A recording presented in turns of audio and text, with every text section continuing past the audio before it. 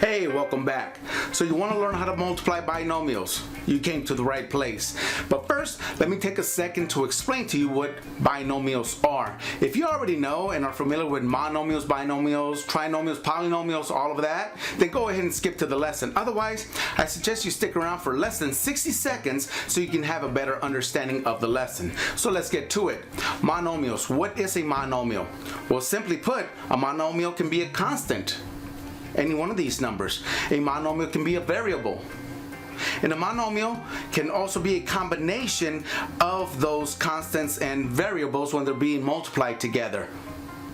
Those are monomials. Pretty simple, right? So what is a binomial then? Well, simply put, a binomial is a combination of two monomials through addition or subtraction. So I can take any one of these and combine them. For example, 3x plus a. There's a binomial. That group together is a binomial.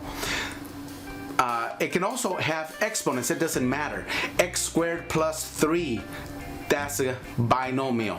So any set of binomials is basically a combination of two monomials.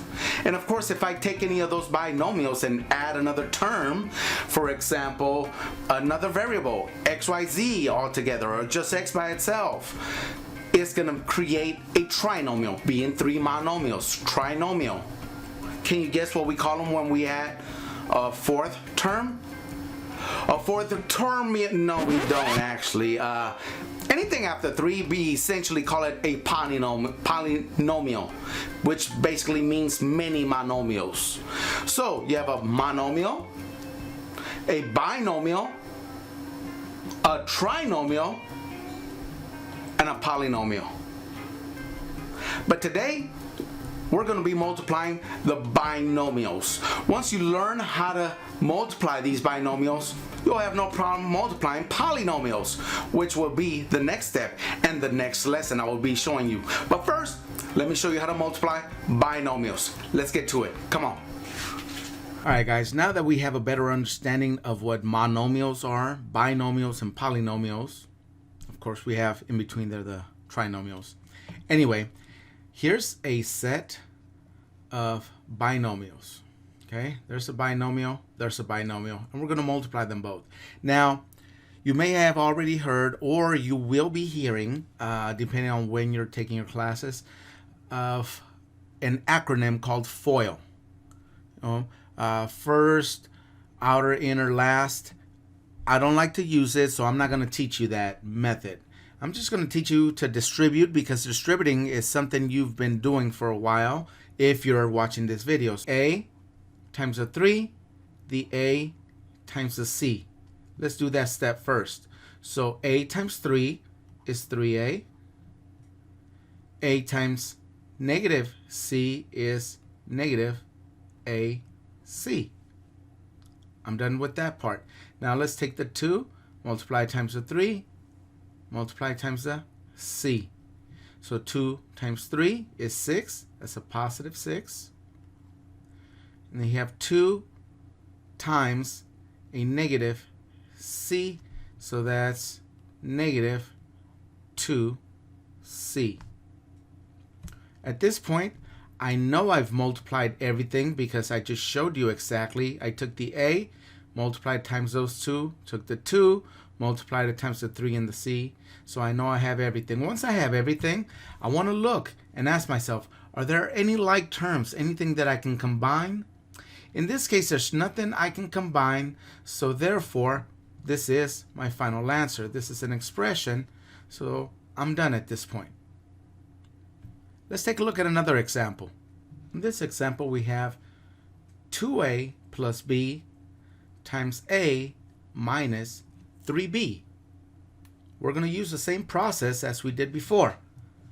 So we're just going to come over here and multiply the 2A times the A, the 2A times the 3B. Let's do that first. 2A times A. Well, notice there's an A here and an A there. When you're multiplying those variables, those bases, you just simply add the exponents. Each one has an exponent of 2, so therefore you have 2 times A to the power of 2. Then 2A times negative 3b, it's going to be negative. So 2 times 3 is 6.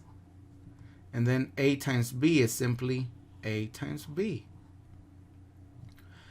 Let's do the same with these variables. So b times a is just that. ba, I'll just put them in order. a, b, doesn't matter which order they're multiplied in.